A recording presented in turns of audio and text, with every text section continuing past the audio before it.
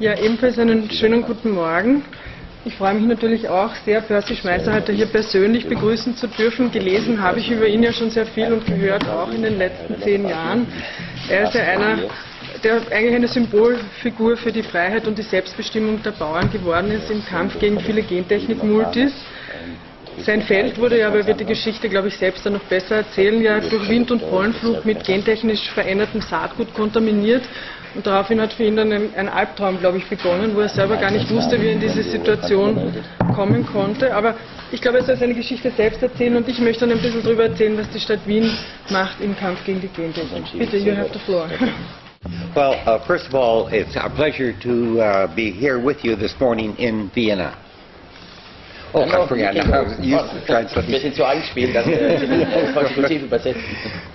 Anyway, it's, as I said, a pleasure for my wife and myself. Now, my wife and I come from Western Canada in the heart of the grain growing area, and one of the first areas that GMOs were introduced. And I think briefly this trip to Europe today is more or less to bring awareness not only to farmers but also to the whole general population, all of our society, what happens when you put patents on genes. And it's no longer an issue now for farmers. It's an issue when you patent genes on all of our society in regards to health and especially to the environment. So it used to be that people in society would look at the patents of genes that it was a farm issue. But it's no longer that issue. The issue now, as I said, is for all of us. And I would say that with the 4 crops that were introduced in 1996 in Canada and the United States at the same time, we've had 14 full crop years, and now it's no longer what can happen, but what does happen with the introduction of GMOs, especially in seeds and plants. And briefly, as you probably all know, there is no such thing as coexistence, and you cannot contain it.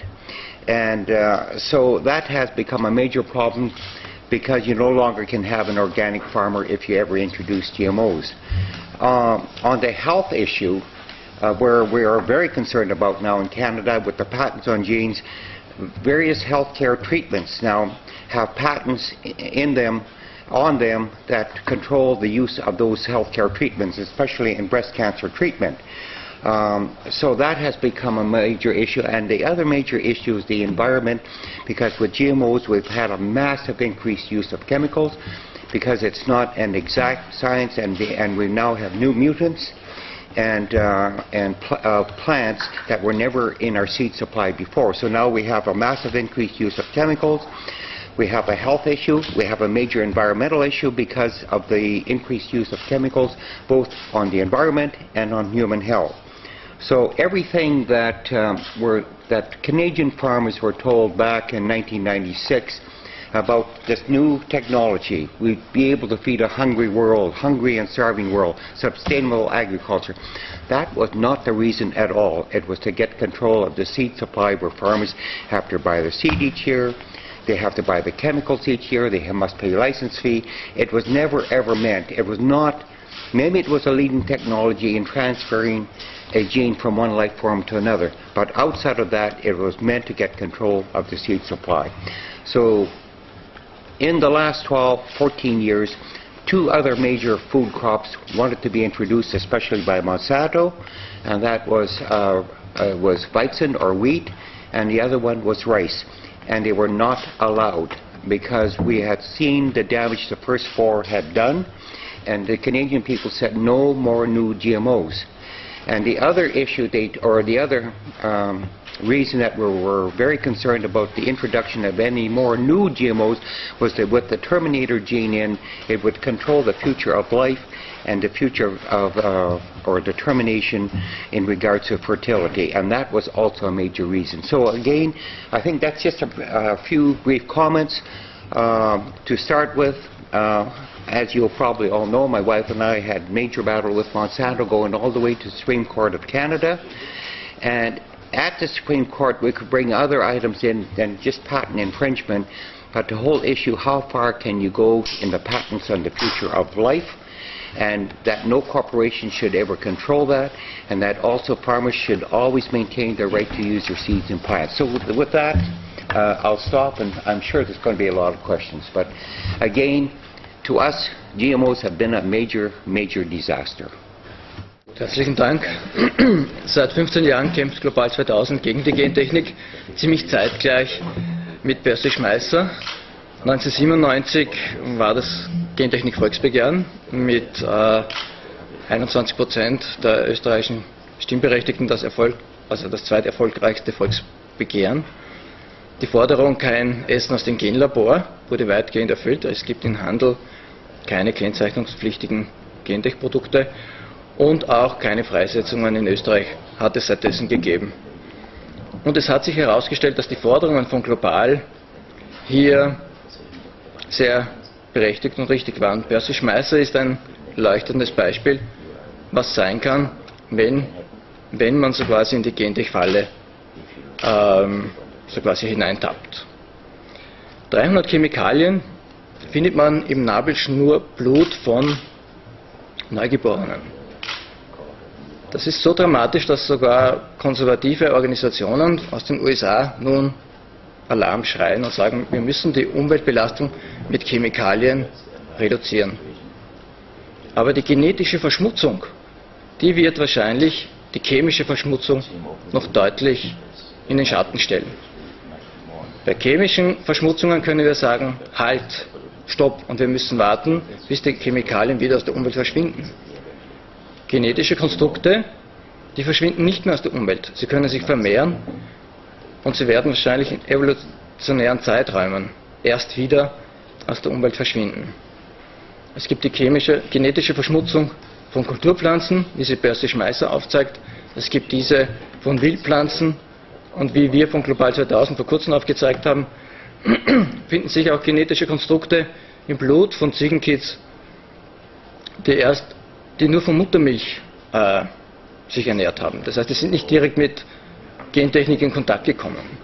Das heißt, das Pendant zur chemischen Verschmutzung findet auch nach und nach in der Gentechnik statt, und das ist enorm wichtig, weil die Wissenschaft nicht weiß, wie man synthetische Gene wieder hinausbekommt. Sie weiß nur, wie man synthetische Gene in eine Pflanze bekommt, aber sie weiß nicht, wie man synthetische Gene wieder aus einer Pflanze bekommt. Deswegen ist es enorm wichtig, gar nicht mit der Gentechnik zu beginnen. I should maybe make another comment in regards to GMOs and contamination. We have found it does not only affect the plant that you put the GMOs in, and I'll refer to rapeseed or canola as we call it, which comes from the brassica family. And in that family you have many close cousins as well as distant cousins, broccoli, radishes, turnips, cauliflower, wild mustard. And through cross-pollination now from the rapeseed into those market garden crops, we have more crops organic farmers no longer can raise in Canada of the contamination. So always remember, it does not only affect the plant you put it into, but affects that whole family of plants. And again, as was mentioned, we don't know if it ever can be recalled back. Chemical spills, oil spills can be all cleaned up, but we cannot clean up, as we know it today, a genetic release. When you look at GMOs, the herbicide-resistant ones, it was only meant for a plant not to die, in this case from Monsanto's herbicide Roundup. It was never meant for increased yields.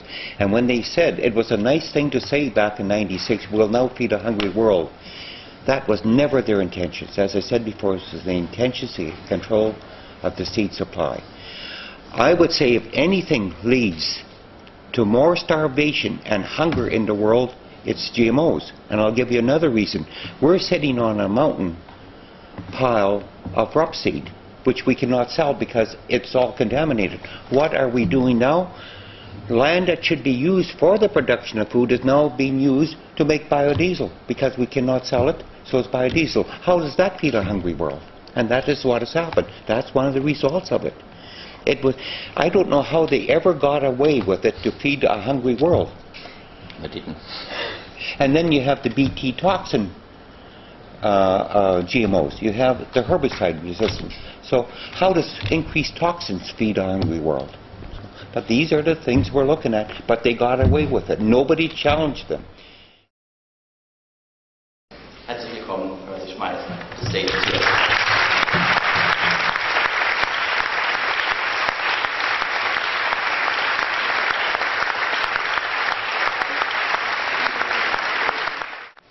Oh, thank you very much, for the introduction. Elected officials, ladies and gentlemen, it's a great honor for my wife and myself to be with you here in Wien for the end this evening. Ja, es ist eine große Ehre für Luise und Percy, heute Abend hier in Wien zu sein. As many of you know, my wife and I come from Western Canada and what we call the heart of the grain-growing area of the prairies. And I think we're very fortunate in our region of Canada to be able to grow so many different types of grains and crops. Viele wissen ja, dass wir nicht nur aus Kanada kommen, sondern aus dem Getreidegürtel, aus dem Herzen des Getreidegürtels in Saskatchewan, wo sie fahren, und sie fühlen sich sehr privilegiert, in so einem Ort Landwirtschaft betreiben zu können, wo so tolle Kulturen wachsen. I should maybe give you a little bit more history about our family.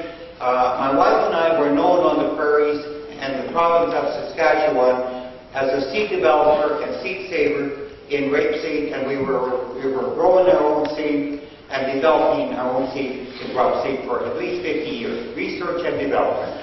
Luise und Percy waren nicht nur Bauern, sondern sie hatten sich den Namen gemacht, also in Kanada, speziell auch als Züchter und Saatgutvermehrer in Rapssaatgut.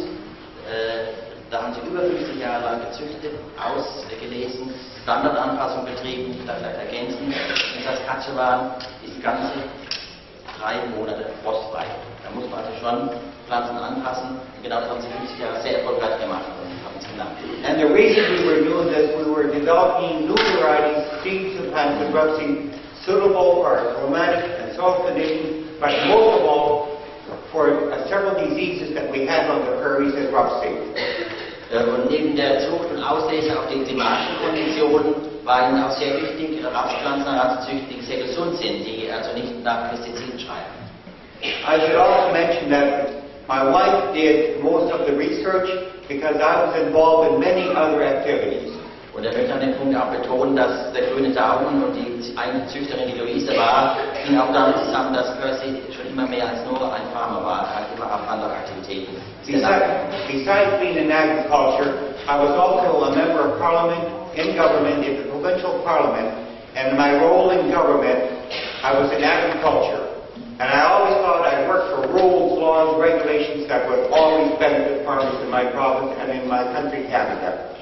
Er war also auch politisch aktiv, er war im kanadischen Landtag in Saskatchewan, er war sogar in der Regierung eine Periode lang und hat sich eigentlich immer in seinem politischen Tun für die Berufsgelegenheit, für den Berufsstand eingesetzt und hat sich immer dafür eingesetzt, für faire und gerechte Regeln, Gesetze und Verordnungen. There's another reason I'm very happy to be in Vienna this evening, and the reason for that is I'll tell you a little bit about our family. On my mother's side, my grandmother came from Vienna. Es gibt noch einen besonderen Grund, warum er sich sehr, sehr wohl fühlt in Wien und sehr, sehr glücklich ist, heute wieder in Wien zu sein. Das hat damit zu tun, dass die Großmutter aus Wien kam. Und da muss man ein bisschen was dazu erzählen, und Wien muss ich das dazu erzählen. Das war jetzt nicht nur die Großmutter aus Wien, sondern die Großmutter war die Gouvernante, die hatte Kinder vom Kaiser erzogen.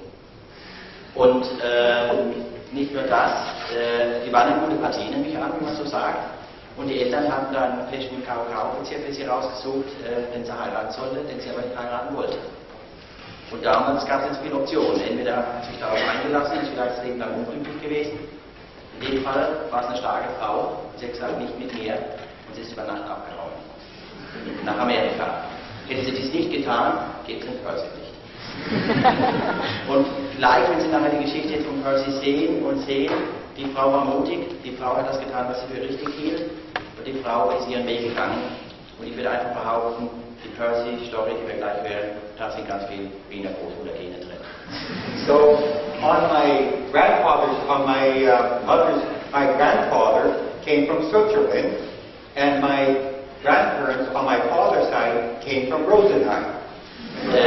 Der Großvater, den dann die Großmutter in Amerika geheiratet, kann Schweiz. Und die Großeltern von Percy Berichtet sind aus Rosenheim. Die Filmfans kennen ja out of Rosenheim. So to really complicate things in our family, my wife, her mother came from Budapest, her father came from Luxembourg. Um die Sache komplett zu machen, um es zu kompliziert zu machen, bei Louise ist es so, dass der Vater aus Luxemburg kam und die Mutter aus Budapest. Now, I often say we have 5 children, and we say always that our 5 children have the best 5 genes in the world in them. Sie haben es ja gesehen im Film, das Bild, Sie haben 5 Kinder und Sie haben Ihren Kindern früher oft gesagt, ihr habt ganz schön Glück, ihr habt eigentlich den besten Genmix in euch, den man sich wünschen kann. Now, I'm here this evening to bring you an awareness of what happens if we ever introduce GMOs. We've had GMOs in Canada now for 14 full crop years. Ich bin hier heute vor allem, um darüber zu berichten und Sie aufmerksam zu machen, was passiert, wenn man Gentechnik einführt, zulässt, ausbringt. Und ich kann berichten, ich muss berichten aus Kanada, wo wir bereits inzwischen 14 Jahre Gentechnik-Pflanzen im Anbau haben. But I'm not only here this evening to talk to you about seeds and plants. I'm here also this evening to tell you what happens with our health issue, environmental issue, our law issue, the liability issue. So there's many areas now how GMOs have affected us, not only in Canada, but also in the United States. Und bei dem Thema Gentechnik geht es nicht nur um Saat und Pflanzen. Da geht es um Fragen der Gesundheit, da geht es um Fragen der Ökonomie, da geht es um juristische Fragen, es geht um die Frage der Freiheit der Bauern. Das ist ein sehr, sehr komplexes Thema und er versucht alles heute zu streichen.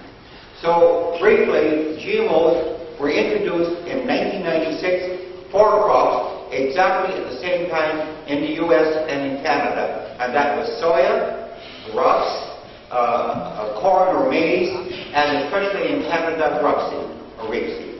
1996 wurden auf einen Schlag gleich 4 Kulturarten zugelassen, und zwar gleichzeitig in den USA und Kanada.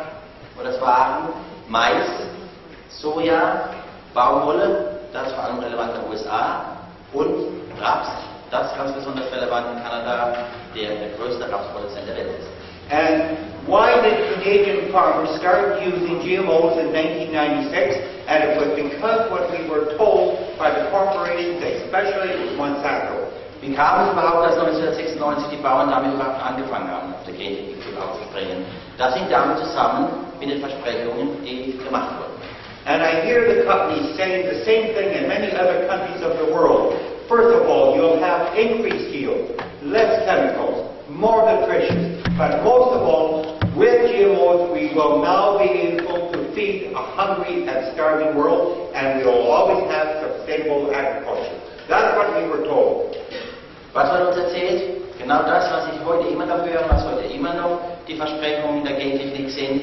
Es wurde damals versprochen, ihr habt höhere Erträge, ihr braucht weniger Chemie, ihr produziert bessere Lebensmittel, und dank der Gentechnik sind wir endlich in der Lage, den Welthunger zu bekämpfen. Überhaupt ist mit der Gentechnik erst möglich, nachhaltige Landwirtschaft zu gestalten. Das waren damals die Versprechungen wie heute. And believe me, after even the first year, exactly the opposite started to happen. Und glauben Sie mir, schon im ersten Jahr war erkennbar, dass nicht nur die Versprechungen nicht eintraten, sondern genau das Gegenteil begann einzutreten. First of all, in soya and in rapeseed, the yield will go down drastically. According to our Department of Agriculture, rapeseed about 10%, soya about 15% less yield. Die Erträge, sie gehen zurück. Und was er zitiert, sind Untersuchungen des Landwirtschaftsministeriums. Im Sojabereich bis zu 15% Ertragsrückgänge mit Gentechnik Soja, im Rapsbereich 10%.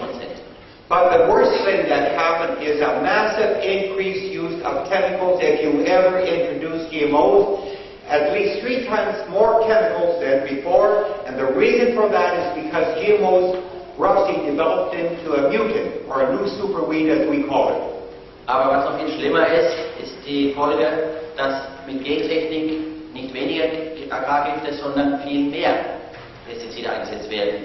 Und zwar 3-mal die Menge, 3-fache Steigerung des Pestizideinsatzes. Das hat unter anderem damit zu tun, dass es zu Mutationen kam und superresistente Pflanzen da sind, die jetzt mit einem Cocktail und mit sehr viel mehr Gift bekämpft werden.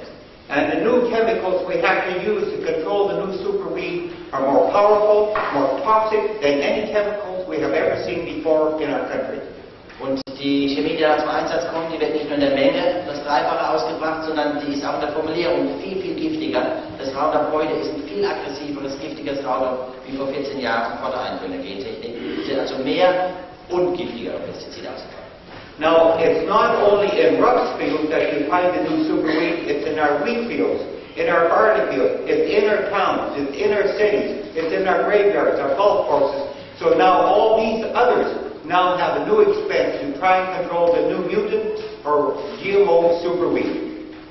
Dieses Superunkraut, das da sich ausbreitet, das ist nicht nur jetzt ein Problem auf dem Acker, sondern das breitet sich überall aus. Das finden wir jetzt auf anderen Feldern, das finden wir auf den Wegrändern, das finden wir sogar in den Gemeinden, auf Friedhöfen, auf Golfplätzen, und da haben die Leute jetzt riesige Aufwendungen, um mit aggressivster Chemie davor gehen, um diese Pflanzen in den Griff zu kriegen. So now we have two major things affecting our health and our environment. Not only the GMOs, but now the massive increased use of chemicals. As I said, very harmful to our health and to our environment. Our water, our soil, and so on. Und wir haben jetzt das Problem, dass wir einmal die Bedrohung von der Gentechnik als solche haben und durch eine massive Steigerung der Pestizide und der Giftigkeit der Pestizide, die natürlich unsere Umwelt, unsere Wasserwege, unsere Gesundheit beeinflussen. I want to go into a little further about GMOs, but I would like to tell you briefly what happened to my wife and myself 2 years after the introduction in 1998. When Monsanto laid what they called a patent infringement lawsuit against us, where they said we were growing Monsanto GMOs without a license from them. Ich werde auf die einzelnen Aspekte der Gentechnik noch ein bisschen mehr eingehen, möchte aber vielleicht jetzt doch erstmal noch kurz berichten, was Luise und mir passiert ist. Und zwar 2 Jahre nach Einführung der Gentechnik 1998, als wir plötzlich von Monsanto verklagt wurden, angeblich wegen Verletzung ihrer Patentrechte. And believe me, that was a surprise to us. We were seed developers, and if anything we did not want to have GMOs in our research and our development and in our seeds, our rough seeds that we had developed for 50 years. Und er hat erzählt, sie waren Saatgutzüchter und Vermehrer. Und das allerletzte, was sie auf ihrem Acker haben wollten, war Gentechnikpflanzen. Von daher waren sie total überrascht und natürlich auch bestürzt und besorgt zu erfahren, dass Monsanto auf dem Acker sein soll. Now in Canada, like many other countries of the world, patent laws come under federal jurisdiction. In Kanada wie in allen Ländern der Welt sind Patentgesetze Bundesgesetze. So we stood up to Monsanto and we said to Monsanto, you have contaminated us against our wishes because you have sold it to our neighbors. Then you should be liable for the damages you have done, and you should pay for the damages and the cleanup costs. Wir haben Monsanto gehandelt, Moment, wenn wir doch von euch verunreinigt wurden, wenn ihr doch das Saatgut unserem Nachbarn verkauft habt, von wo es auf unser Feld kam, dann müsstet ihr doch als Verursacher an die Haftung kommen, dann müsst doch eigentlich ihr uns Entschädigung zahlen, statt uns zu verklagen. And briefly, I'll tell you the rest.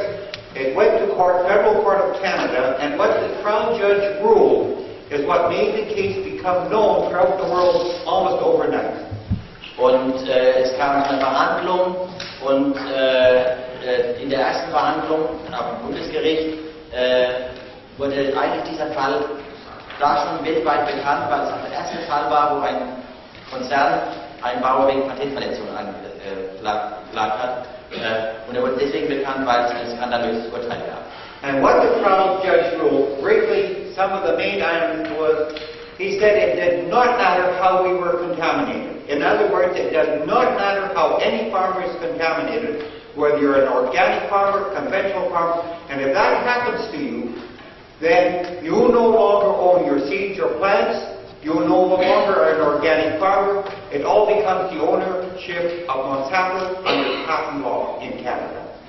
Der erste Teil des Urteils sagte aus, dass es völlig unerheblich ist, wie Gentechnikpflanzen auf den Acker kommen. Und das wurde sogar genau ausgeführt, in allen möglichen Varianten, was passieren kann, wie in Wien. Völlig unerheblich. Wenn die patentierten Pflanzen auf dem Acker sind, geht der Anspruch nicht nur auf diese Patentpflanzen, sondern der Anspruch auf die gesamte Kultur des Ackers über in den Besitzer des Patentes. Das heißt, man kann kein Ölanbau drauf, man verliert komplett seine Ernte. Two other decisions of the court was that we were not allowed, as I said, to use our seeds or plants, but all our research and all our development of 50 years now belongs to Monsanto, and we have to deliver that to Monsanto. Es war noch viel schlimmer. Das Gericht hat festgehalten, dass Monsanto Anspruch hat auf alle Raps, die ganze gesamte Rapsernte, weil die Felder alle mehr oder weniger verseucht waren. Und das hieß für sie, dass sie komplett alles an Monsanto abgeben mussten und Monsanto sich damit auch die 50 Jahre Forschungsarbeit einverleibt hat, der Schmeisers, das war ihnen alles weggenommen worden. But an interesting point, he ruled, the judge ruled, the level of contamination does not matter. Even if it's a half of 1% or 2% or 5%, you no longer own your seeds or plants if you are contaminated under patent law. Und ja, der nächste Hammer im Gerichtsurteil war, dass er auch festgehalten hat, dass es völlig unerheblich ist, wie hoch jetzt der Anteil der Verunreinigung ist, wie viele Rapspflanzen da rein sind. Und auch das hat eine Prozentzahl genau detailliert. Egal ob das 5, 3, 2 oder nur ein halbes Prozent der Pflanzen auf dem Acker sind, wenn Pflanzen auf dem Acker sind, greift das Patentgesetz, fällt die komplette Ernte, alles was im Acker steht, in die Hände des Patentinhabers. And as I say many times, in many countries of the world, the first thing a country has to do is to see how far under your patent laws can a company patent higher life forms or seeds or plants. And that's what has to be looked at in your country or any other country. Und aus dieser Erfahrung heraus ist es ganz wichtig, dass man in jedem Land genau guckt, wie die Patentgesetze aussehen und sicherstellt, dass solche Regelungen, solche Klauseln nicht möglich sind, wie es ihm passiert ist. Und ich kann vielleicht gerade ergänzen, in Deutschland haben wir die Patentgesetzgebung revidiert auf Antrag der Grünen und da gibt es eine, das wird auch so genannt, eine Schmeiserklausel, wo genau drin steht, dass eben nicht möglich ist, wenn man ungewollt unreinbar ist, dass ein Konzern sich die Ernte reißt. So at that point in time, my wife and I felt, and we did, that we would fight Monsanto as long as we could and financially could fight Monsanto, and eventually, after 7 years, it ended up in the Supreme Court of Canada. Nach diesem skandalösen Urteil waren sich Louise und Percy einig, dass sie Monsanto jetzt bekämpfen müssen, solange sie können mit dem letzten Blut sozusagen und solange es ihnen finanziell möglich ist. Und jetzt macht man eine ganz lange Geschichte, eine leidvolle Geschichte, sehr kurz. Wir springen über alle Revisionsverfahren und gehen in die letzte Revision beim obersten Bundesgericht in Kanada. But there were other items we could bring into the Supreme Court of Canada that we could not bring in at the lower courts. And some of those other items was that we said that farmers' rights to use their own seeds and plants must always be protected. Das hat noch einen anderen Grund, dass es so weit ging, einen strategischen Grund. Denn bei der Verhandlung vom obersten Bundesgericht ist auch dem Beklagten gestattet, seine Punkte einzubringen. Das war ihnen ganz wichtig, denn jetzt konnten sie nicht nur die Monsanto-Punkte zur Verhandlung stellen, sondern ihre Sicht der Dinge. Und sie haben 3, 4 wesentliche Fragen in das Gerichtsverfahren eingebracht. And there were other items we brought in. Die erste Frage war, the first question you mentioned in the first item. Well, the first item was that, first of all, farmers must always maintain the right to use their own seed from year to year, develop them further if they want to. Also das erste und Wichtige für uns war, dass doch das jahrtausendalte Recht der Bauern geschützt werden muss, das Saatgut selbst nachzubauen und wieder auszusehen. And one of the other major, I won't go through all the items, but the major item that we brought to the Supreme Court, what my wife and I thought was that who owns life? Und das für uns Wichtigste und alle unsere Fragen zusammenfassende war die zentrale Frage, wer besitzt Leben? Titel unseres heutigen Abends. Who owns life? Kann jemand Leben für sich als Besitz beanspruchen? Has any corporation, any individual, the right to put a patent on a gene that controls the future of life? And we said in the Supreme Court, life is sacred. No individual, no corporation should have the right to have a patent that controls that future of life. Kann eine Person, eine einzelne Person, kann ein Unternehmen, kann ein multinationaler Konzern Recht auf Leben, Patent auf Leben beantragen? Unsere Antwort am Gericht war ganz eindeutig. Leben ist heilig.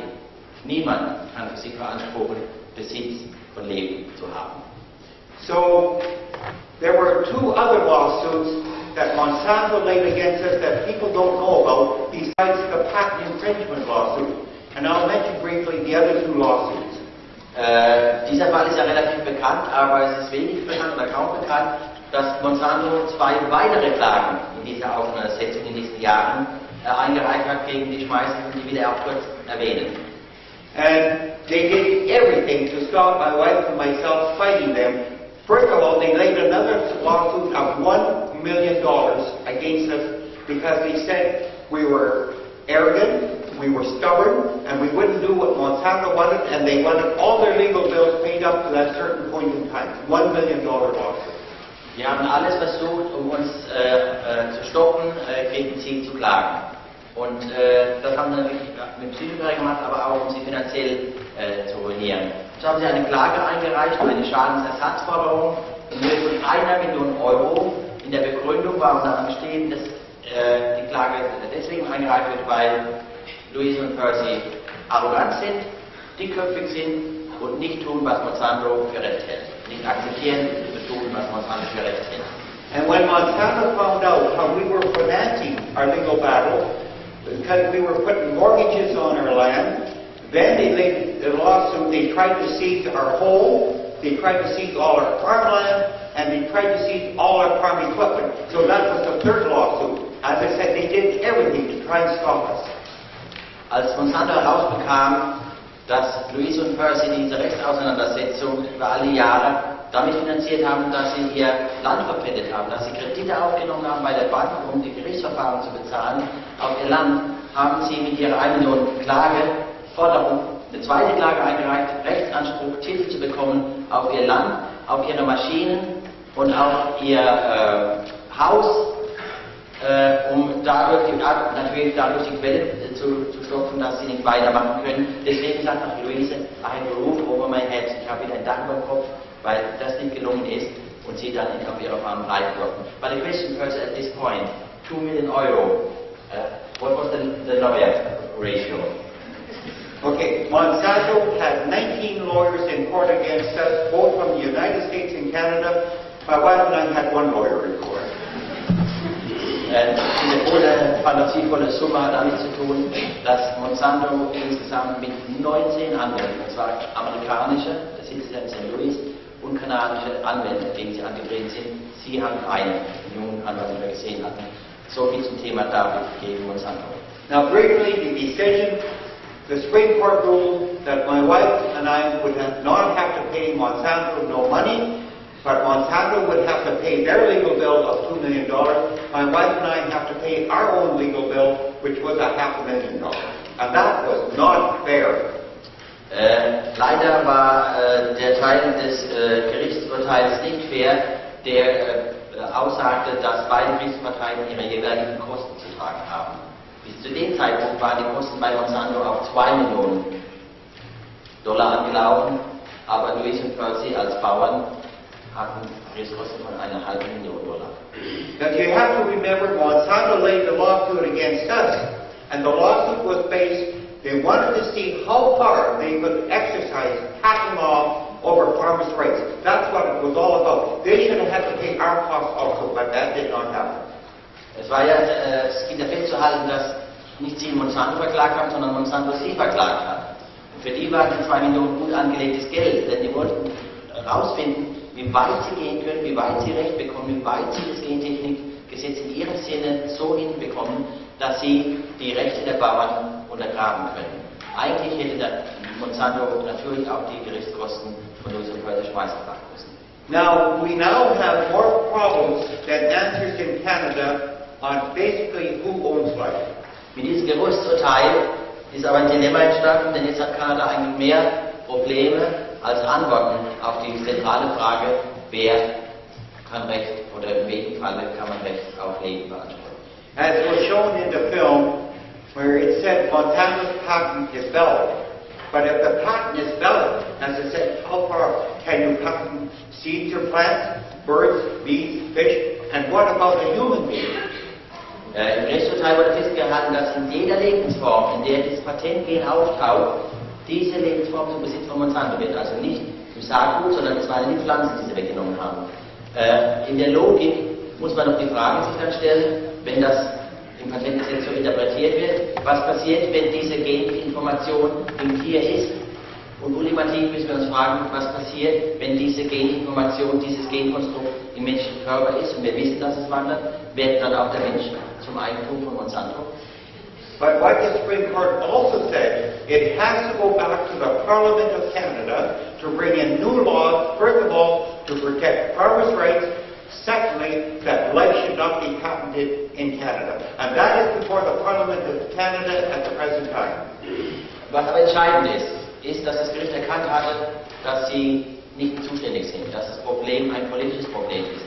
Sie mussten so entscheiden, weil das Patentgesetz so war, oder zumindest haben sie es so interpretiert.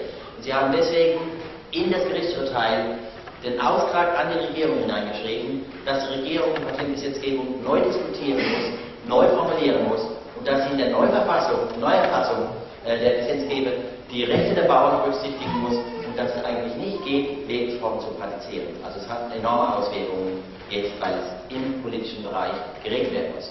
So after the Supreme Court, my wife and I thought, now we are finished with Monsanto. But that did not happen because 2 or 3 years later, in 2006 and 2007, we found that one of our fields again we thought was contaminated with Monsanto's GMO rapeseed, and this was about a 25-hectare field that we started to do mustard research on. Wir hatten natürlich gedacht, nach diesen 7 schwierigen Jahren, dass sie jetzt das gepackt haben und dass jetzt Ruhe ist und dass Monsanto Ruhe gibt, dass sie jetzt dass wieder fischen gehen kann vielleicht, aber so war es nicht. Sie haben einige Jahre später, 2005, 2006, festgestellt, dass plötzlich wieder Rapspflanzen auf ihren Feldern waren. Sie konnten ja kein Raps mehr anbauen, sie sind umgestiegen und haben weitergezüchtet, ihre Passion gepflegt und haben sich den Senf zuerst genommen. Und wir haben in ihren Senffeldern wieder Rapspflanzen gesehen. Und vor allem in einem 25 Hektar, in Kanada kleinen Feld.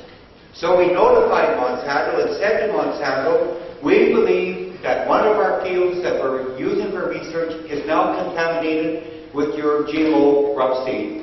And Monsanto said to us then, what do you want to have done with the field? Wir haben Monsanto benachrichtigt und haben gesagt, wir haben den Verdacht, dass schon wieder euer Genraps bei uns ist. Monsanto testet. Wir sind sofort rausgekommen, haben Proben gezogen, haben getestet und haben ihnen einen Brief geschickt. Jawohl, in der Tat, unsere Analysen haben ergeben, unser patentierter Genraps ist wieder bei euch auf den Feldern. Was meint ihr, ist zu tun? And we said to Monsanto, because we don't want any of the seeds to fall on the ground, we'll want every rapeseed plant on the 25 hectares pulled out by hand. Wir haben Monsanto zurückgeschrieben, da gibt es nur eins, wir wollen absolut verhindern, dass auch nur ein Saatkorn entstehen kann und wieder auf den Acker fällt, weil das Problem dann ewig da ist, sondern wir wollen, dass ihr rauskommt und auf diesen 25 Hektar Feld jede einzelne Rapspflanze mit der Hand rauszieht. And Monsanto agreed to do this. And 2 days before they were to come to do it, my wife received a fax from Monsanto, and it was what they called a release form. Und zu unserer Überraschung hat Monsanto zugestimmt, das zu tun. Wir haben einen Termin vereinbart. 2 Tage vor dem vereinbarten Termin bekommt Luise wieder ein Fax von Monsanto. Und im Anhang des Faxes war eine Verpflichtungserklärung, die Luise und Percy unterschreiben sollten. And if I ever saw my wife upset, or I should say angry, that was one time, because in that release form it said this: my wife, myself, or any member of our family could never ever take Monsanto to court again for the rest of our lives, no matter how much it contaminates us in the future on that land. Sie dürfen glauben, wenn ich in meinem ganzen Leben, sind 58 Jahre verheiratet, wenn ich beim ganzen Leben die Luise einmal verärgert, nein, ich muss sagen, stinksauer gesehen habe, dann war es, als ich diesen Vertrag jetzt gelesen habe. In dem Vertrag stand im ersten Passus, dass Luise, Percy, ihre Kinder, ihre Nachfahren für immer und ewig darauf verzichten, Monsanto in irgendeiner Angelegenheit noch einmal vor Gericht zu bringen, egal ob sie nochmal unreinig werden oder sonstige Probleme über sie kommen. And I think the most important other clause was that we would not be allowed, my wife or myself or our children, to talk about the case, what the terms and conditions of the settlement were. In other words, our freedom of speech would be taken away. I wouldn't even be able to talk to you this evening. Der zweite Passus hat von uns verlangt, dass wir uns verpflichten, nicht über den Inhalt dieser Abmachung zu sprechen, nicht darüber zu sprechen, dass Monsanto die Pflanzen runtergeholt hat. In anderen Worten, sie haben von uns auch tatsächlich verlangt, unsere Freiheit der Rede, der freien Meinungsäußerung abzutreten. In der Konsequenz könnte ich heute Abend nicht zu Ihnen sprechen, wenn wir unterschrieben hätten. And that really upset us when we said to Monsanto, there are many people in our country have given their lives for freedom of speech. We will never ever give our freedom of speech away, especially to a corporation.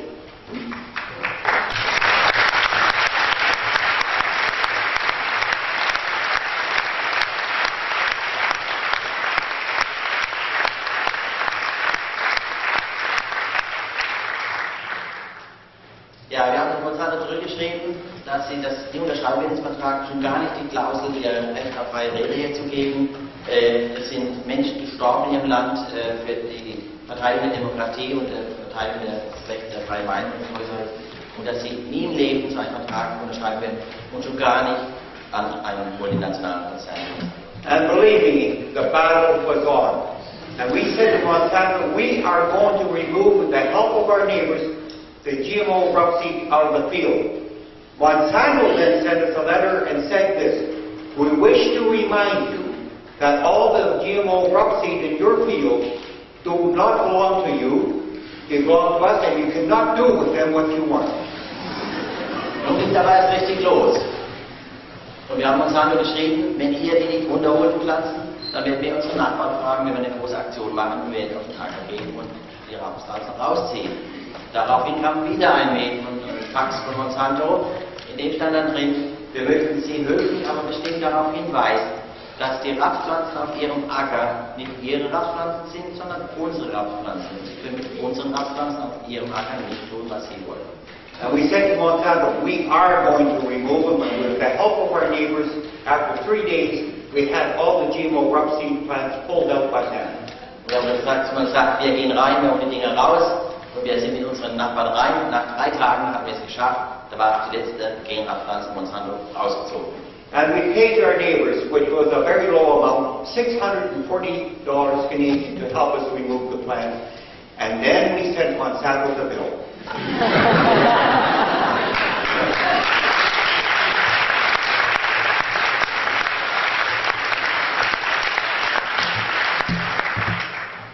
Ja, das war ein Freundschaftspreis, die Nachbarn haben natürlich geholfen, aber sie haben als Anerkennung den Nachbarn $640 ausgezahlt, die haben ein schönes Barbecue-Fest gemacht, aber sie haben dann diesen Betrag, diese Kosten an Monsanto per Rechnung weitergereicht.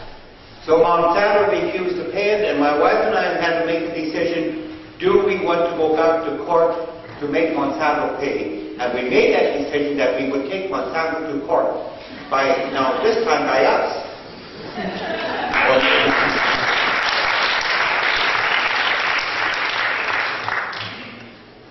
Und dann hat es natürlich geweigert, den Scheck zu bezahlen, weil wenn ihr nicht unterschreibt, gibt es keinen Scheck. Und dann haben Luise und Percy schon sehr reif überlegen müssen, ob sie das nochmal antun wollen, aber es war ihnen eigentlich ganz klar, dass es jetzt darum geht, Monsanto in die Pflicht zu nehmen. Und so haben sie beschlossen, den Spieß rumzudrehen. Und diesmal wurde das Verfahren eingeleitet, Schmeiser gegen Monsanto. So we went to the judge of the court and told him what we wanted, and the judge agreed with us and issued Monsanto a summons. So then we had a multi-billion-dollar corporation in court on a $640 Er ist natürlich mittlerweile ein juristischer Fuchs und er hat sich überlegt, wer das macht und hat gesagt, wir müssen das ganz flach halten, den Ball. Er hat ein Amtsgericht in Saskatchewan war angesprochen und hat gesagt, wir haben diese Forderungen an den Konzern. Der Richter hat sich das angeguckt und hat gesagt, ja, ihr habt zu Recht diese Forderungen, die müssen eigentlich zahlen, und hat einen Zahlungsbefehl ausgestellt. Monsanto hat sich immer noch geweigert zu zahlen und so hat der Richter ein Gerichtsverfahren angesetzt und stellt sich vor, ein kanadischer Bauer bringt wegen einem 640 € Rechnungsbetrag einen milliardenschweren Weltkonzern vor ein kleines Amtsgericht in Saskatchewan. And I'll never forget, March 19, 2008, when the court started, Monsanto got up and they had a check and they paid for the contamination cleanup plus the $20 support cost. Natürlich werden die beiden den Tag nie vergessen, das war der 19. März 2008, das ist also noch nicht so lange her, dieses Kapitel, als die Gerichtsverhandlung eröffnet wurde und der Anwalt von Monsanto sagte, hohes Gericht, wir akzeptieren die Forderung der Schmeisers und einen Scheck nach vorne gebracht hat, nicht nur über $640, sondern großzügige $20 draufgelegt für die Unkosten. Now there's a real reason why I'm telling you about this case. It was not the $640. Or whether it was $6,000 or $600,000, it was the fact that we had a corporation, a mid-life liability. And that was the important issue. If you contaminate and you destroy an organic farmer or conventional farmer, you should pay for that. And so that was a major victory, not only for my wife and myself, but for farmers all over the world. If you are contaminated, there's now a precedent that's been set in the courts. Yeah.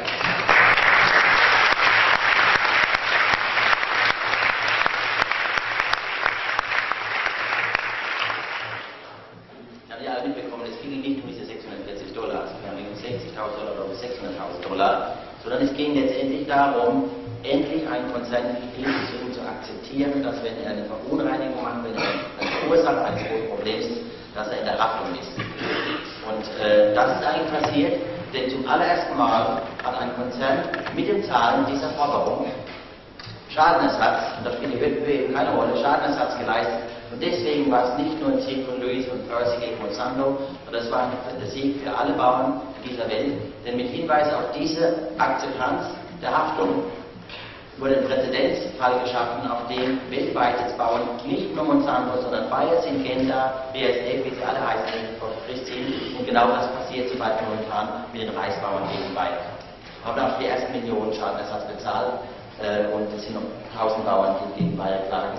Das wird noch lustig. Now, as I said at the beginning, I'm here to bring you an awareness what happens to all of our society if you ever introduce GMOs. Nun, ich habe ja eingangs gesagt, dass ich Sie vor allem aufmerksam machen will, was insgesamt in der Gesellschaft passiert, wenn man den Gentechnikweg einschlägt. First of all, an alarming statement, you can never have an organic farmer again if you ever introduce GMOs. Zuerst eine sehr alarmierende Konsequenz, wenn die Gentechnik sich ausbreitet, wird ultimativ der biologischen Landbau unmöglich gemacht. Das heißt, es führt zum Ende des biologischen Landbaus. How bad is it in Canada now with the contamination, especially in rapeseed and soya? Wie bestimmt ist die Situation in Kanada heute nach 14 Jahren, speziell bei Soja und Raps? We no longer have any pure rapeseed left in Canada. We no longer have any pure soya left in Canada. It's now all GMOs. Es gibt in ganz Kanada kein gentechnikfreien Raps, kein Saatgut und kein Feld mehr. Es gibt in ganz Kanada kein gentechnikfreies Sojasaatgut, kein gentechnikfreies Sojafeld. Es ist von Osten nach Westen komplett mit Gentechnik verunreinigt, verseucht oder auch patentiert. And it really used to bother me when I came to Europe and other countries in the world when I heard companies like Monsanto say, you can have choice. You can have an organic farmer, you can have a conventional farmer, you can have a GMO farmer. That is absolutely impossible. It all becomes GMOs after a few years. You cannot contain it. Es bringt mich immer auf und ärgert mich, wenn ich auch hier immer noch und immer wieder höre, natürlich auch in Gentechnikunternehmen, dass es die Koexistenz gibt, dass Biolandbau bestehen kann und daneben kann man dann gentechnikfreie konventionelle Landwirtschaft betreiben und man kann auch die Gentechnik-Landwirtschaft betreiben. Und das ist absolut falsch und eine Lüge. Man kann die Gentechnik nicht auf ein Feld oder auf eine bestimmte Stelle oder eine Region beschränken. Es wird sich komplett ausbreiten. I often heard in Europe also, they said all a farmer had to do is leave a buffer strip, 15 meters, 20 meters, 25 meters. I don't care if you leave a 50-kilometer buffer strip, it will contaminate. There is no safe distance with GMOs. Und dann höre ich, und das ist ja in der politischen Debatte und auch in der Gesetzgebung eingeflossen, dass es alles machbar ist, wenn man nur einen Sicherheitsabstand einhält, eine sogenannte Pufferzone. Und da wird von 50 Metern, von 100 Metern, von 300 Metern, vielleicht sogar von 600 Metern gesprochen. Aber glauben Sie mir, wenn man eine Sicherheitszone von 50 Kilometern einrichten würde, die Gentechnik wird sich ausbreiten, die ist nicht im Griff zu halten und die lässt sich nicht lokalisiert festhalten. You cannot contain the wind. You cannot contain seeds blown into wind, transportation by farmers, pollen flow by bees or by wind and or whatever. And I even said to one of the Monsanto officials in Deutschland, I said, do you not have any wind in Europe? Wir haben natürlich die Ausbreitung, die man nicht aufhalten kann, weil der Wind weht. Der trägt wie weit die Pollen und die Samen. Die Bienen fliegen wie weit. Wir haben ein Riesenproblem und überwinden riesige Distanzen mit dem Saatgut, das auf dem LKW runterfällt und dann wächst der Raps an der Autobahn. Und er hat jetzt gerade noch eine Geschichte zugenommen in Deutschland. But you should tell the whole story of this visit. It was more than 1 sentence. Ich will Ihnen die ganze Geschichte zu erzählen. Wir waren im April in Deutschland unterwegs, ich war im Osten, da wo man Gentechnik gerade bei uns anbaut, die Amflora-Kartoffel. Und er war bei dem sogenannten Versuchs- und Demonstrationsgarten für Gentechnikpflanzen und da waren Gentechnikpflanzen ausgewählt. Dieses Versuchsfeld ist mit 20 Millionen Euro, davon 10 Millionen Euro Steuergelder bezahlt, aufgebaut worden, um Gentechnikpflanzen populär zu machen. Es waren ganze 3000 Besucher in diesem Jahr dort, davon waren sicher 2000 von uns, die einfach mal Gentechnikpflanzen sehen wollten. Und da war man zu Besuch und aus dem Dialog hat er einen Satz gesagt, wo ich sagte, sagt uns die ganze Story. Now, What did she say on the fence? What was the... well, she said we have a fence, and that will stop the pollen flow. And I said, well, what about the bees? What about the wind? And well, she wouldn't answer. It was absolutely correct. Also wir sind da hingekommen, es war ein schwarzer Sheriff, wir wurden beobachtet, gefilmt, dann war die PR-Dame da, es war nicht da, dann war sie da, dann hat sie ein paar Fragen beantwortet und hat gefragt, wie machen Sie das denn? Wie schützen Sie denn die Umwelt, wie schützen Sie die Nachbarflächen, wenn Sie Ihre Gentechnik ausbringen? Dann sagt sie, na, Sie sehen doch, wir haben doch hier einen Zaun gebaut. Ich sollte dazu sagen, der Zaun war 1,50 Meter und zwar ein Maschendraht. Und dann hat der Percy natürlich gesagt, sagen Sie mal, glauben Sie, dass die Bienen da jetzt in die Ecke fliegen? Glauben Sie, dass der Wind da am Maschendraht hat? Er sagt, es war eigentlich sinnlos weiter zu diskutieren, weil, naja, was soll man mit so einer Tugend machen?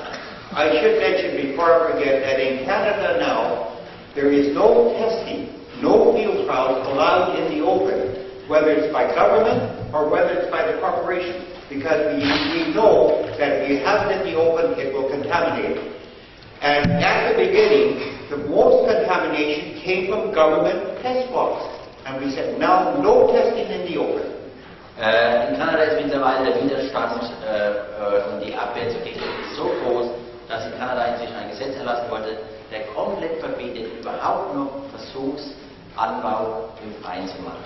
Es ist nur noch Risikoforschung möglich und die muss in geschlossenen, sprich Gewächshäusern oder im Labor stattfinden. Es ist keine öffentliche Freisetzung neuer Gentechnikpflanzen erlaubt und das ist auch wichtig, weil die allerersten Verunreinigungen, die allerersten Probleme kamen schon vor dem Anbau und der Zulassung eben aus diesen Testgrounds. One of the other main important things that they never tell you about is that GMOs not only affect the plant you put it into, and in the case of rapeseed, it comes from the brassica family. Ein anderer Aspekt, der nicht in der Diskussion so richtig immer berücksichtigt wird, ist die Tatsache, dass die Gentechnik nicht nur relevant ist für die Pflanze, wo jetzt eine Gentechnik-Pflanze existiert, sondern es beeinflusst die Familie der Pflanze. Und der Raps gehört zu einer sehr großen Pflanzenfamilie, botanisch zu den Brassicaceen. And in the brassica family, you have radishes, turnips, cauliflower, and broccoli. And through cross-pollination from the GMO rapeseed, it now has gone into those market garden crops, making more crops organic farmers no longer can raise in Canada. Und es kommt über den Pollentransfer zur Übertragung der genetischen Veränderung auf diese Artverwandten, aus diesen Pflanzen in der Familie. Da gehören die Radieschen dazu, der Rettich, die ganzen Kohlarten, Brokkoli, Blumenkohl, der Senf. Und man hat in all diesen Pflanzen bereits Genübertragung von der manipulierten Rapspflanze. Und das heißt letztendlich, dass nach dem Soja, nach dem Raps weitere und dann auch für Biber und sehr wichtige Kulturen, wie der Gemüseanbau, massiv bedroht sind von gentechnischer Verunreinigung. In the last 14 years, we've had no new major food crop allowed or to be allowed into Canada. And that what Monsanto was being produced was rice and bison. and it was not allowed. Kanada hat aus dem Fehler gelernt. Und nach der anfänglichen Zulassung vor 14 Jahren dieser Kultur, seither wurde nicht eine weitere Pflanze zugelassen. Monsanto hat Anträge gestellt der Zulassung für Weizen und für Reis. Aber es ist nicht mehr denkbar, mit den gemachten Erfahrungen in Kanada, dass noch irgendeine Zulassung für Gentechnik-Pflanzen in Kanada stattfindet. Because we knew that if wheat or Weizen was ever introduced, it would totally destroy the organic farmers, because wheat comes from the grass family. Und es war natürlich ganz wichtig, vor allem beim Weizen, dass wir den stoppen und nicht zulassen, denn der gehört ja zu der ganzen Familie der Gräser und damit wäre definitiv der Biologlandbau am Ende gewesen, weil dann die Verunreinigung eben in die ganzen Getreide angegangen wäre und deswegen war es so wichtig, also diese Kultur nicht zuzulassen. And the other thing that Monsanto, especially 3 years ago, they wanted to introduce the terminator gene, and if that would have been allowed, that would have given them total control of the seed supply, because it destroys the future of our seeds and plants. Und vor 3 Jahren hat ja Monsanto versucht, diese neue Entwicklung, dieses Terminator-Gen zuzulassen. Also das ist praktisch ein Schalter in der Pflanze, die wächst, die bildet zum Beispiel Maissaatkörner aus, aber dann sind die Saatkörner nicht in der Lage, neuen Mais zu pflanzen, die werden also steril, künstlich durch Gentechnik steril gemacht. Und das ist zum Glück auch verhindert worden, denn dann hätte Monsanto sofort und unmittelbar die komplette Kontrolle über das Saatgut gehabt. And briefly, the economic issue has been devastating to the Canadian farmers. We cannot sell our rough seed to many countries of the world. We cannot sell our soya to many countries of the world. And worst of all, now even the beekeepers, the honey producers, cannot sell the honey because our honey now is contaminated with GMOs. Und ein kurzer Blick auf die ökonomischen Auswirkungen der Gentechnik. Wir haben große Märkte verloren für unseren Raps, weil keiner den Gentechnik-Raps kaufen will. Wir haben große Märkte verloren für Soja, weil es so schwierig ist, Gentechnik-Soja zu verkaufen. Aber es betrifft mittlerweile gar nicht mehr nur die Bauern, sondern ein weiterer Sektor ist eigentlich komplett zerstört in der Folge der Gentechnik, und zwar die Honigindustrie. Wir erinnern uns, früher gab es ganz viel kanadischen Honig in den Regalen, das finden wir nicht mehr, weil keiner mehr importiert, weil natürlich die Bienen auf den Rapspflanzen liegen, weil sie natürlich voll mit den Honig bringen und weil natürlich dann Gentechnik im Honig gefunden wird und er nicht mehr verkaufbar ist. Das heißt, ein weiterer Sektor ist eigentlich finanziell ruiniert worden durch die Gentechnik. GMOs were never ever meant for increased yield or to feed a hungry world. They were meant so companies like Monsanto could get total control of the seed supply and then eventually the world's food supply. That's what it's all about with GMOs. Es war nie eine Zielsetzung in der Züchtung von Gentechnikpflanzen, den Hunger der Welt zu bekämpfen und zu besiegen. Es ging von Anfang an darum, mit Hilfe der Gentechnik die Kontrolle über das Saatgut, mit Hilfe der Patentgesetze der Gentechnik die Kontrolle über das Saatgut zu bekommen. Und mit der Kontrolle über das Saatgut hat man die Kontrolle über die Lebensmittel und damit kontrolliert man uns Menschen. I think a couple other important things is the social impact on our rural communities with the introduction of GMOs.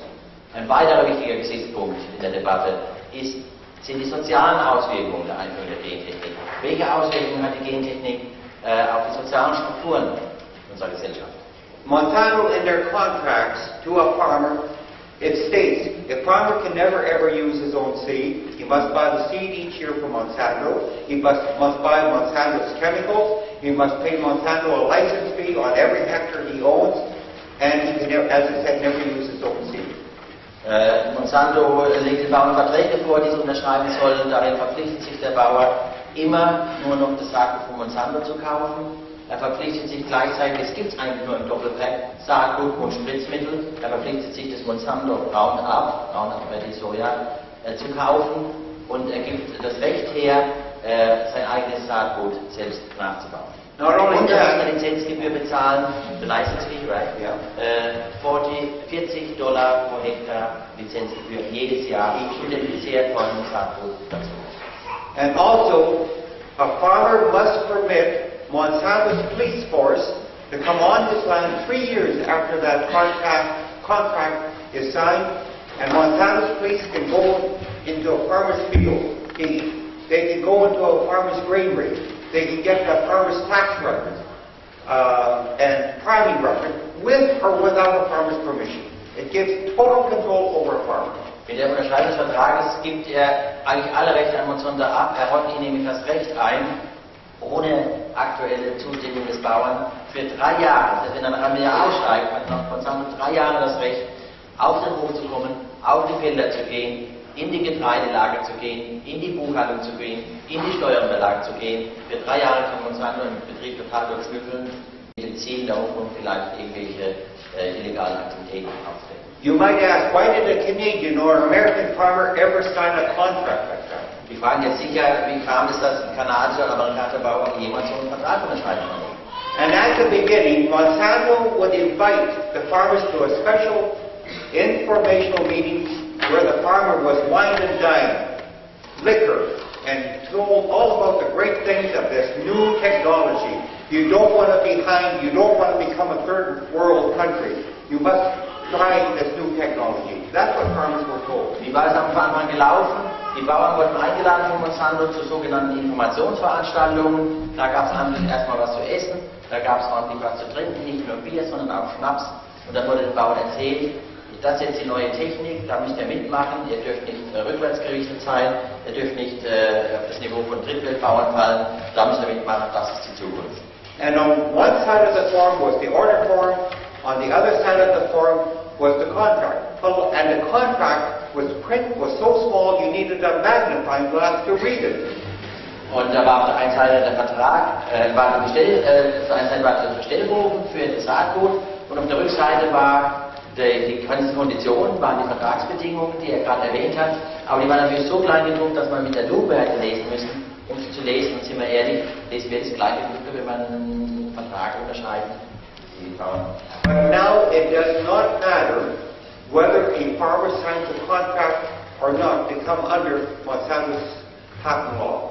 Aber das ist jetzt gar nicht mehr wichtig und die Verträge spielen eigentlich gar keine Rolle mehr, denn aufgrund der Patentgesetzgebung und der kompletten Verunreinigung und der kompletten Präsenz von Gentechnik in Kanada braucht Monsanto gar nicht Verträge, weil die Patentgesetze eigentlich ihre Ansprüche auch so absichern. If you are contaminated against your wishes, you fall under the same conditions if you sign the contract. Und wenn man verunreinigt wird, dann greifen die gleichen Konditionen und Klauseln, die im Vertrag stehen. Das hat man in großen Teil Schmeiser ja gesehen, dass er trotzdem, ja. So if you open up a bag of seed, on the side of the bag it states this, to the farmer, by opening up this bag of seed, you agree to all the terms and conditions of Monsanto's contract number so and so and so. Es ist mittlerweile sogar so weit, dass Monsanto sich das jetzt ganz clever absichert. Er druckt einfach auf den Saatgutsack an der Seite einen Hinweis, der steht, in dem Moment, wo Sie diesen Saatgutsack öffnen, unterwerfen Sie sich allen Vorschriften, Regeln und Bestimmungen von Monsanto und dann wird auf Paragraph so, und Verordnung so und Text so, ohne den Text selbst natürlich auf der Tüte zu drucken und mit dem Öffnen des Saatguts liefert man sie Monsanto aus. But there's many other things that Monsanto does, and I'll name you one other, and that's where they advertise by their brochures or in our farm papers, and in the United States they even advertise this on the radio, that if you as a farmer think that your neighbor is growing Monsanto GMOs without a license, you should report your neighbor to Monsanto, and Monsanto will give you a free gift. Es ist aber noch viel schlimmer, der Sozialaspekt. Monsanto schaltet Inserate in den Landwirtschaftszeitungen. In der USA macht es sogar Radiospots im Landfunk und fordern zur Denunziation auf. Sie fordern auf, Nachbarn zu melden, wenn es Verdachtmomente gibt oder wenn sie glauben, dass es Anlass gibt, dass sie ohne Lizenz Saaten für Monsanto anbauen. Und es wird ihnen dann noch versprochen, dass es eine Belohnung gibt. Was ist der Reward? In Canada, a farmer will get a free leather jacket from Monsanto. Also man hat die Auswahl, entweder gab es auch einen Kanister oder aber eine Lederjacke, eine schwarze Lederjacke von Monsanto. Many leather jackets around. They're scared to wear them now. Die diese haben, die trauen sie sich nicht mehr anzuziehen. But what happens is this. When Monsanto gets a tip or rumor, they immediately send out 2 of their police or investigators to a farmer's home. And what happens is not very nice. Aber ernsthaft, was passiert, wenn jemand so eine Meldung an Monsanto macht, kommt Monsanto sofort, die haben eine eigene Polizei- und Detektivtruppe, kommt sofort mit zwei Sheriffs, dann Monsanto-Sheriffs auf den Hof. Und glauben Sie mir, es ist nicht angenehm, was dann mit der Bauernfamilie passiert. And they'll say to a farmer or his wife, we have a tip or rumor, you're growing Monsanto GMOs without a license. And a farmer will say, we're organic farmers, we're conventional farmers, we never want to use GMOs.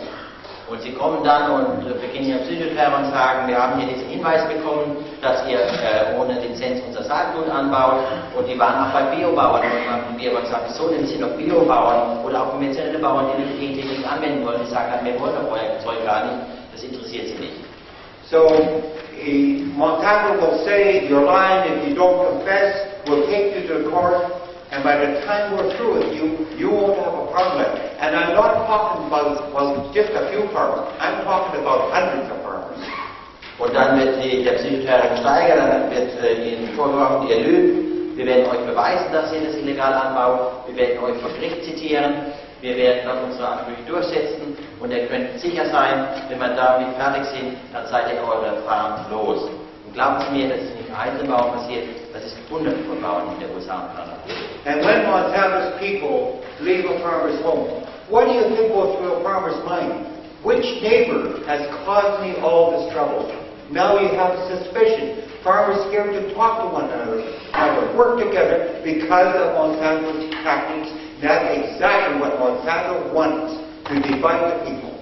Und Sie können sich vorstellen, was dann die Bauernfamilie sich überlegt, wenn die Monsanto-Polizisten wieder weggegangen sind. Die Frage ist natürlich dann schon, wer war denn das jetzt? Wer hat uns das jetzt eingebrockt? War das der Nachbar hier oder war das der Nachbar da? Das führt dazu, dass die Bauern nicht mehr wagen, sich auszutauschen, nicht mehr über die Kaffeetasse, über den Zaun, weil sie können nichts Falsches sagen, es könnte nicht falsch verstanden werden. Es wird eine unheimliche Atmosphäre des Misstrauens erzeugt und das ist natürlich eine Katastrophe für die Bevölkerung, für den sozialen Zusammenhang. So we have said it's a breakdown of our world social fabric. It's no longer agriculture, it's agri-fear. Und bei uns ist es so, dass das letztendlich zum Zusammenbruch des sozialen Zusammenhalts im ländlichen Raum oder uns Bauern führt. Und das, was wir Agrarkultur nennen, wird ersetzt durch eine Angstkultur von Monsanto. There are many other issues, but I think this issue of their tactics is one of the worst things that can happen if you ever introduce GMOs. Es sind ja so viele Aspekte und kritische Punkte bei der Gentechnik, aber ich glaube, genau diese Dinge, diese sozialen Auswirkungen, gehören zu den schlimmsten Auswirkungen, die Monsanto überhaupt bringt und die mit der Gentechnik einherkommen. I have not come to Vienna. I have not come to Austria to tell you what to do. I've come here as a Canadian farmer to tell you what has happened to us with the introduction of GMOs. Ich komme nicht nach Wien, ich komme nicht nach Österreich, er reist sich um die Welt, um im Einzelnen den Menschen vorzuschreiben und zu sagen, was sie tun müssen. Er kommt und spricht zu ihnen, weil er sie aufmerksam machen will, was passiert, wenn Gentechnik kommt, weil er sie informieren wird über das, was in Kanada passiert ist mit Einführung der Gentechnik. And the choice you make will be your choice. But if you happen to go down the GMO road, 2 years from now you cannot say, we did not know what would happen. You now do know what will happen to the wonderful culture and food that you have here. Und wenn die Entscheidung fällt, wenn wir zulassen, dass Gentechnik zu uns kommt, dann können wir in 2 Jahren aber nicht sagen, oh, das haben wir aber nicht gewusst, dass das alles die Folge ist. Wir wissen mittlerweile sehr genau, was die Folgen sein werden und von daher haben wir diese Ausrede nicht. To me, one of the most dangerous things with GMOs is this. We don't know at this time, and I've asked this of scientists all over the world, can you ever bring back out of the environment once you have introduced a GMO or a new life form? And the answer I have received, we do not know and we do not think so, that it can ever be brought back. Und was ganz wesentlich bei der Gentechnik ist ja die Frage, kann man das zurückholen, was man rauslässt? Und er hat Wissenschaftler auf der ganzen Welt bei seinen Reisen gefragt. Und da kommt immer wieder die gleiche Antwort. Es ist keinem Wissenschaftler gelungen. Sie glauben es nicht, dass es irgendeinem gelingt, irgendetwas zu empfinden und zu entwickeln, dass man mal bereits ausgebrachte Gene wieder zurückholt. Ich war vor einer Woche mit Madonna Shiva in einem Bischof und er hat ganz deutlich gesagt, da wo es keinen Aufstieg gibt, darf es keinen Einstieg geben. Und ich denke, das beschreibt genau das.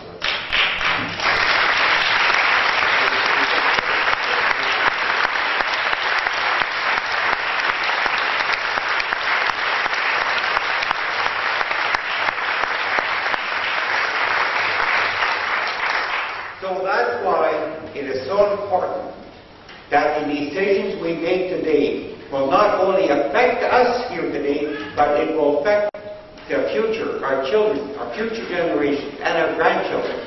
And that's why it's so important that we make the right decisions today. Wir sind an einem Scheideweg. Wir treffen jetzt eine grundsätzliche Entscheidung. Und die Entscheidung, die wir jetzt treffen, ist nicht nur eine Entscheidung für heute oder für morgen, sondern je nachdem, wie die Entscheidung ausfällt, treffen wir eine Entscheidung, die nicht nur in die nächste Generation eingeht, die wird in die ganzen Generationen nach uns ein, die Auswirkung dieser Entscheidung sein. Deswegen ist es so entscheidend, was wir jetzt an diesem Scheideweg tun. I know that every time I give a presentation, my wife says to me, make sure you talk a little bit about the health issue, and I'm going to do that. Weiß, die Luise hört immer gut zu, dass alles erzählt, und sie sagt auch immer wieder von dem Vortrag, Percy, denk dran, du musst auch über das Thema Gesundheit sprechen. Das ist ein besonderes Anliegen von Luise. There's enough testing has been done in many countries of the world, including Canada and now even the United States, where there's a big concern because we not only have the GMO problem, we now have the increased chemical use. Und es gibt mittlerweile schon sehr viele wissenschaftliche Untersuchungen, es gibt sehr viel wissenschaftlichen Nachweis, das wird auch in den USA und in Kanada publiziert und gesammelt, und über die Schädlichkeit, die gesundheitlichen Auswirkungen von Gentechnik, und nicht nur die Gentechnik, sondern denken Sie dran, es kommt ja dieses riesige, höhere Chemie- und Pestizidpaket dazu. And it was really good to finally hear a medical report out of the United States, the first one about GMOs and the eating of GMOs. Und es war natürlich wirklich gut und eine höchste Zeit, dass in Amerika, und zwar die Vereinigung der Umweltärzte in Amerika, sehr viele Ärzte, endlich das alles analysiert hat, alle wissenschaftlichen Studien mal zusammengefasst hat und daraufhin einen Report und Empfehlungen ausgesprochen haben, letztes Jahr im Frühjahr. And in that medical report, it was an alert immediately: pregnant women, children should never eat GMOs. Und die Quintessenz des Reports war die Aufforderung an die Regierung der USA, sofort dafür zu sorgen, dass vor allem schwangere Frauen und Kleinkinder im Wachstum nicht mehr mit Gentechnik-Ernährung konfrontiert werden, aufgrund der bereits vorliegenden Erkenntnisse aus wissenschaftlichen Schulen über die Gefährlichkeit von Gentechnik. We mentioned it's a lowering of the immune system, higher mortality rates, fertility really goes down. So those were some of the main things, but a lot of farmers had realized that a long time before, that the mortality rate goes up and the fertility rate goes down. Es gibt Untersuchungen, die zeigen, dass es massive Störungen des Immunsystems geht. Die Sterblichkeit, die Säuglingssterblichkeit und auch die embryonale Sterblichkeit geht hoch. Und das ist gar nicht so neu, das haben Bauern schon relativ früh diesen Verdacht und diese Erkenntnisse auf ihren Höfen gehabt, dass da wohl mit dem Gentechnikfutter die Auswirkungen für Tiere negativer Art sind. At the beginning, especially Monsanto said GMOs would not stay in an animal body or in a human body if you ate GMO. In an animal, GMO feed, in a human being, GMO food. Monsanto und die Gentechnikfirmen haben natürlich behauptet, dass die Gentechnik-Konstrukte durch den Magen gehen und nicht im Körper auftauchen werden, also nicht die Darmmasse passieren, sondern praktisch unschädlich wieder rausgehen. And that is absolutely false. If you eat food with GMOs in it, it will go through not only your stomach lining, but primarily through your intestines, into your bloodstream, and into your body. And the same thing happens with an animal. It will go into the body of the animal, and if you eat meat or the flesh from a pig or cow, you are eating GMOs. Und die Forschung hat schon nach der Zeit aufgezeigt, dass die Gentechnik eben doch über die Darmwand geht, dass sie doch über die Organe ins Blutsystem geht, sich im Körper ausbreitet. Und das gilt nicht nur für den Menschen, das gilt natürlich auch für die Tiere. Das heißt, wenn wir Tiere essen, die Gentechnik Futter bekommen haben, dann wird ultimativ auch diese Gentechnik über die Nahrungskette und über das Tierfleisch mit Gentechnik auch zu uns in den Körper kommen. I have often heard in Europe where people have said it's difficult to buy non-GMO soya. And that is false. There is enough non-GMO soya in the world to take care of all of Europe's needs. Man hört jetzt immer wieder das Argument in der Diskussion über gentechnikverseuchte Futtermittel, dass es gar nicht mehr gentechnikfreie Futtermittel gäbe. Das ist aber absolut auch wieder falsch und gelogen. Es gibt mehr als genug Sojaanbau und Eiweißfutteranbau in der Welt, der gentechnikfrei ist, mehr als genug, als der ganze Bedarf in der EU an Futtermittelimporten ist. Allein ein Bundesstaat in Brasilien, der gentechnikfrei ist, genau deswegen produziert mehr Soja, als die EU importiert. Because I'm speaking at a university, I'm very concerned about the future generations in regards to their academic freedom in the future.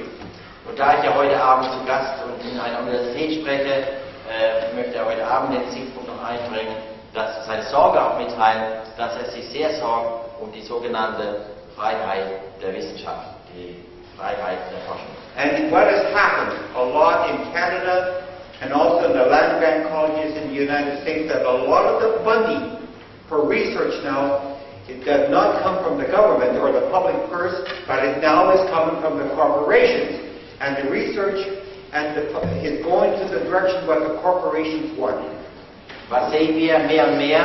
Die Forschung an den Universitäten wird nicht mehr aus öffentlicher Hand bezahlt, sondern die Forschung wird bezahlt von Unternehmen, von Chemiefirmen, von Unternehmen wie Monsanto, und natürlich kontrollieren sie damit die Forschungsergebnisse und bestimmen, was geforscht wird, und bestimmen auch, was mit den Ergebnissen passiert. So what kind of a future? In our family, we have 6 grandchildren in university at the present time. What kind of a future will they have when they cannot express or release the information or research they have done if they are funded by a corporation? We must maintain academic freedom.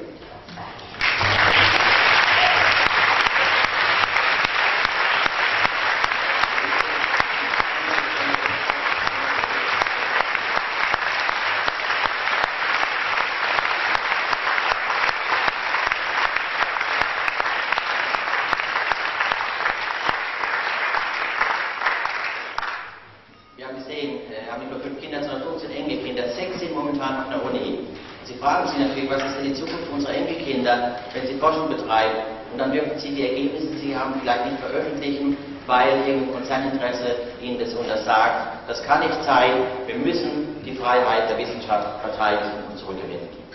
Vielleicht an dem Punkt, weil es relevant ist für euch in Wien, der Filmemacher von Percy Schmeiser, Film und auch Leben außer Kontrolle, hat einen neuen Film fertiggestellt, nach 3 Jahren. Der heißt Gekaufte Wahrheit oder in Englisch Scientists Under Attack. Und er spricht genau über dieses Thema, er hat die Protagonisten, genau die Menschen, die aber frustreiche Opfer waren, die fertig gemacht wurden von Monsanto, wie man es mit dem Schmeiser versucht hat, porträtiert. Es ist ein politischer Thriller, es geht um Demokratie.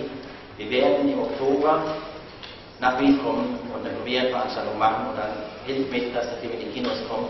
Das ist wichtig, nicht nur für die Gentechnikbewegung, das ist wichtig für die Freiheit der Wissenschaft. Ihr werdet das noch extra.